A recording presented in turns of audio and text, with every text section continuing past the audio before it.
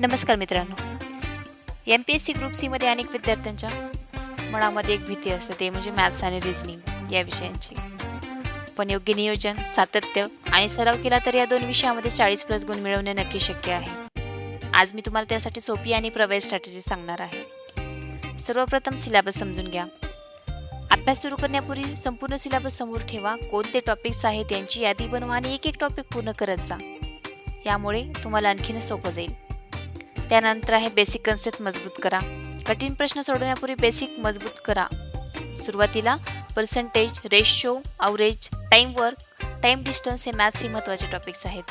तसेच रिझनिंगमध्ये series, coding, decoding, blood relation, direction sense, analogy यापासून सुरुवात करा, जेणेकरून तुम्हाला सोपे जाईल. त्यानंतर आहे रोज सराव करा.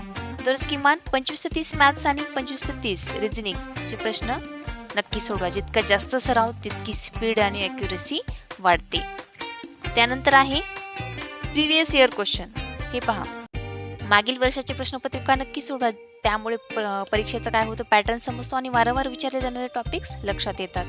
त्यानंतर आहे फॉर्म्युला रिव्हिजन करा. मॅथ्समधील सर्व महत्त्वाचे फॉर्म्युला एका वहीत लिहा आणि रोज 10 मिनिटे त्यांचा आढावा घ्या.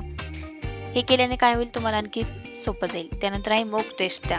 आठवड्यातून किमान 2 मॉक टेस्ट द्या. फक्त गुण पाहून नका, तर झालेल्या चुका शोधा आणि त्या पुन्हा होणार नाहीत याची काळजी घ्या.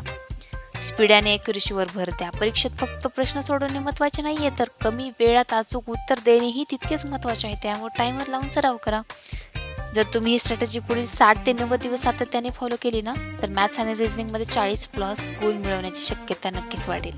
व्हिडिओ आवडला तर MPSCच्या तयारी करणाऱ्या मित्रांसोबत नक्की शेअर करा. धन्यवाद.